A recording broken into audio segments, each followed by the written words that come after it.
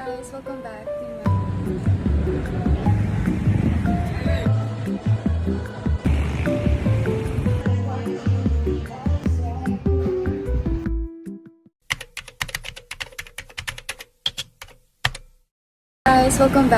my channel! Oh my god, ilang years bago ako nakapag-vlog.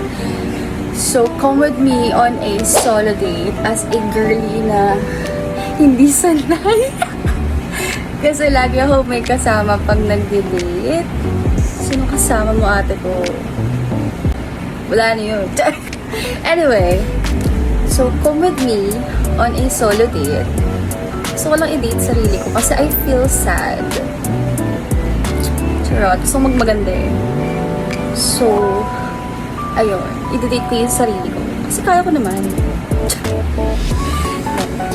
Okay, as a girly na may social anxiety na ayaw sa maraming tao, I think I need to get out sa comfort zone ko para din masanay ako sa maraming tao pa nagdi-date na hindi ko na kailangan ng ibang tao para ano. Charot. Anyway, so gagawin ko lang, dyan lang tayo. Dito lang natin yung sarili natin because we deserve it, diba? After all those hard work, parang ngayong kulang, madidate yung sarili ko.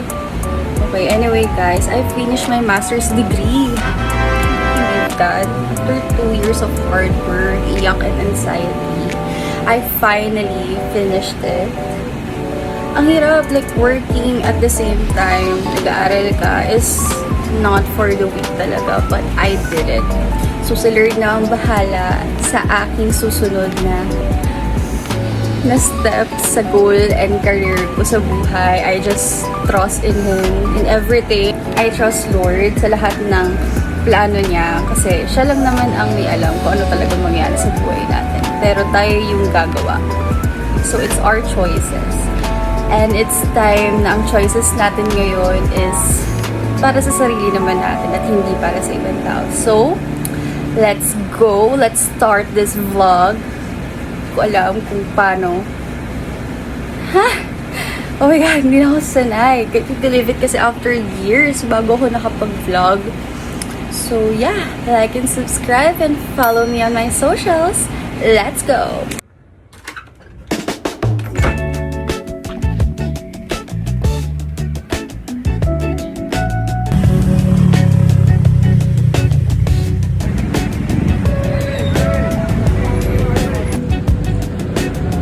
Guys, nakarating na tayo ng SM. Weekdays, pero ang daming tao. Eyebrow thread muna tayo sa taas. I forgot yung saan yun. Pero at the back of my mind, tanda ko kung saan siya. Ganito ko lang yung pangalan. Pupunta tayo doon.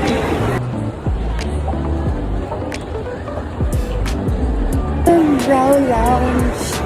Busy kasi si Ate Rove. Doon ako nagpapa-nails, nagpapa-eyebrows, tsaka nagpapa-lashes. Pero busy kasi siya, hindi ako makapag-book. Tsaka sayang naman kung brows lang yung papagawa ko. Pa nagpagawa na ulit ako ng nails, di na lang ulit. Hi! Papa-brows lang po, thread. Yung tidy lang. Saan ba dito? Guys, tapos na tayo magpa-brows. Titingin naman tayo sa Watson. Actually, hindi sa Watson. Yung sa bagong extension ng SM. Tuloy ko ng brows natin. After 1 month. After 1 month, ayan na siya. So, dito tayo damaan sa may SM department store. Titingin na ako ng makeup kung may magugustuhan ako. Kung wala, edi nagala-gala na lang muna ako dito. Tuwa lang ako. Kasi dati nung bata ako, tuwa ako pag yung mga makeup yung nakikita ko. Ngayon, tuwa na ako pag yung gamit sa bahay yung nakikita ko. Parang na-excite ako bumili ng mga gamit.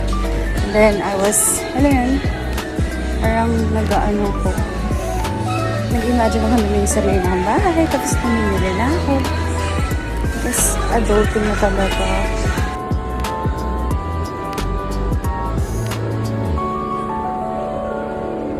Titingin tayo ng lip gloss sa Roman. Alam ko may Roman. May Roman. Titingin tayo.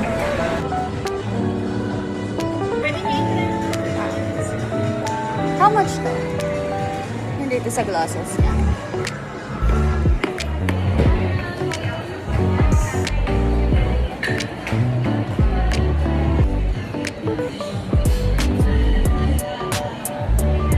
Hindi, parang pinkish. 05. Tapos may tissue kayo ate. Ano natin? Ito yung binili ko. 05 Dim Mauve. Kasi parang feeling ko yung dalawang color, may ganun ako na lip gloss. Pero I'll buy that next time. But lipstick. Tumitingin ako ngayon sa Miniso ng mga perfume. Pag gusto kong tumingin ng mga perfume dito lang.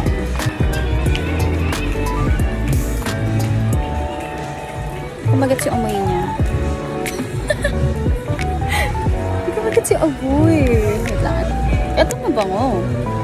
Ay, Sweetie Memo. Matamis na musky siya. Ano to? Oh my God! Ano talaga ako sa budget ko eh. Sweetie Memo. Ano to? Let's check. $2.99 lang. Lang. Ang dami niyang pera. Siguro next time ko siya bibilin. Ay, mga rin ito. Maliit lang siya. Oh. Perfect for travel. Kasi diba sa mga airport, bawal yung nalagpas ng 50 ml. $199 lang siya. Pero siyang travel, ano. Mukhang ito yung ubos na ubos, yung vanilla. Hindi ko ba't yung pagka-vanilla niya? Ito.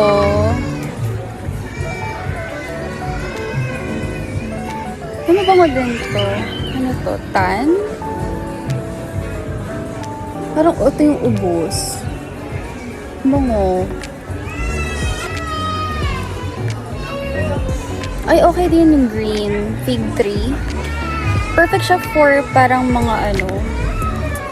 Alam mo, di muna ako tumingin bago ano sa cashier. Sana bumili ako ng isang pabango. Bango.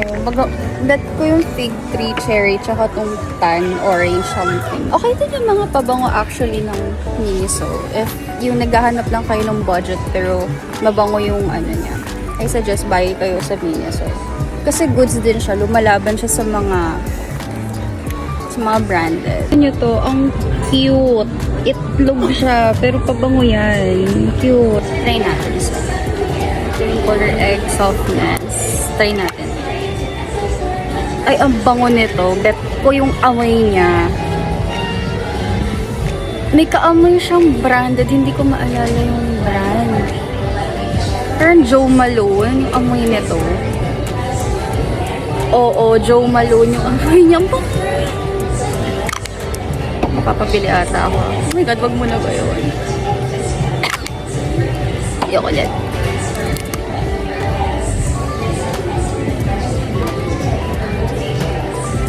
May bagong ligo na parang nasa beach ka. Etong blue. Magabango din siya. Okay siya for beach. Mga beach trip. Yung blue. Cute lang kasi itlog yung ano niya. Ay, eto. Ang bango din. Kung lalaki siya, pero parang feeling ko mapepetan ka. Tapos ang cute, ang unique.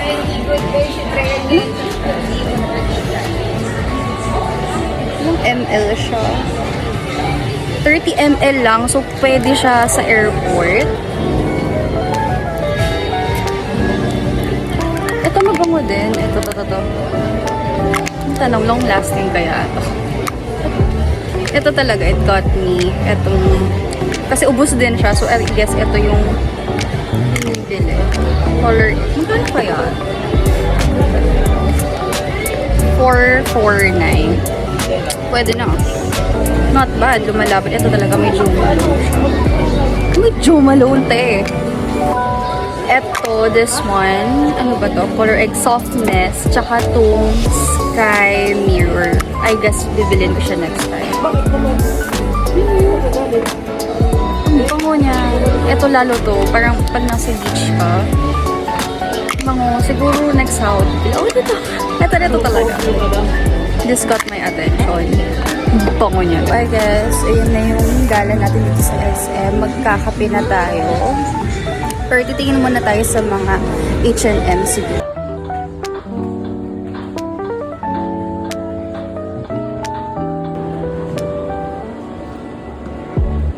So guys, nasa H&M na ako. Titingin tayo ng damit kung may magbibili tayo today. So we're gonna travel. Kasama, we're gonna travel, but no, secret na lang kung kailan. Baka kasi ma-jinx. Pero let's just check kung may makikita tayo na like natin for that trip.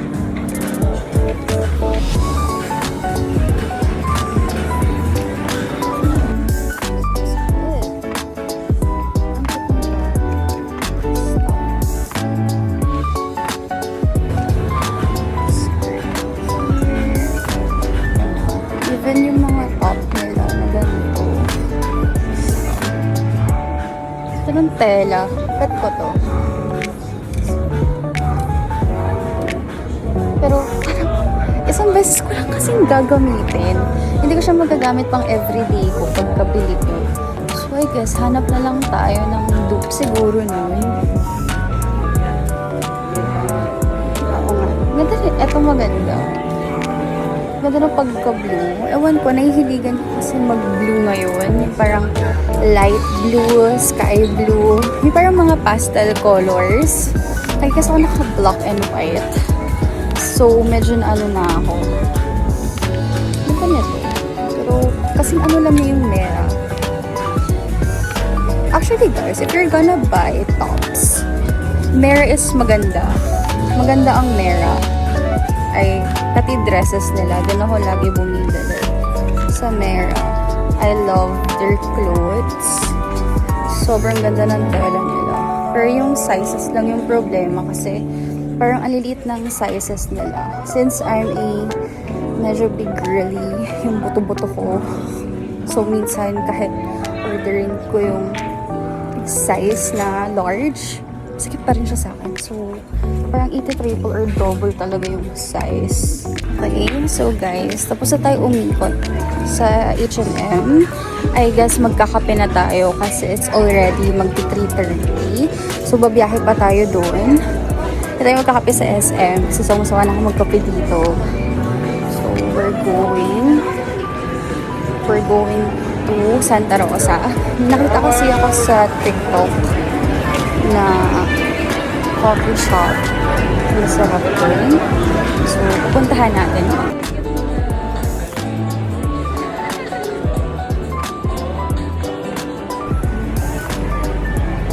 Okay, so I just book ang pass. Kasi as in, madaling mawala na girly. Hindi ko memorize yung places sa Santa Rosa.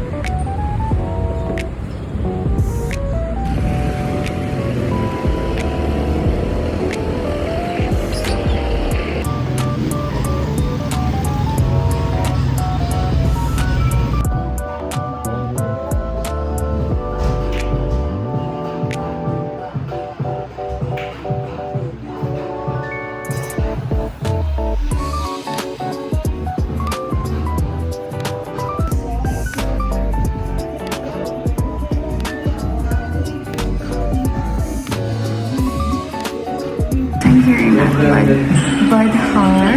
Ang gano'n, Bud H. Hindi ko paano siya bigkas ng coffee bar.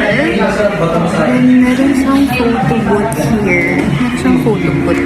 Ayan yung parang photo. So I'm just waiting for my order. Ang in-order ko is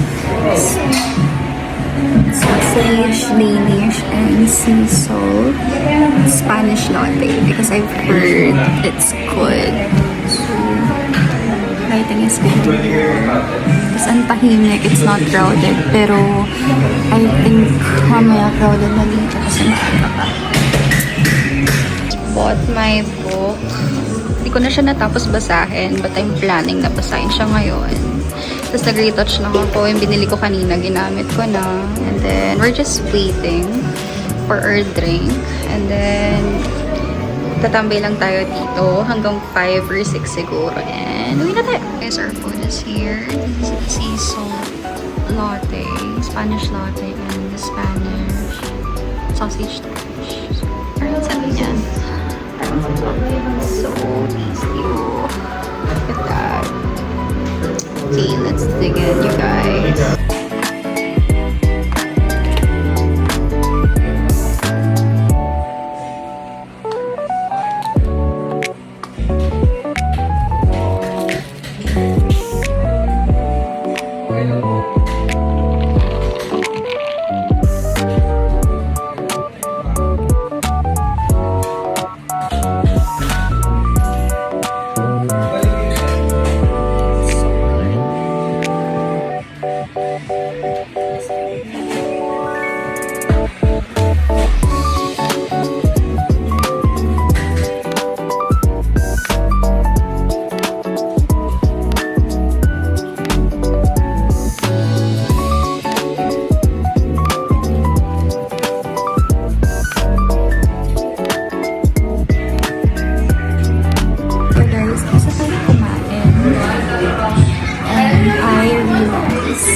Yung solo meal is actually good.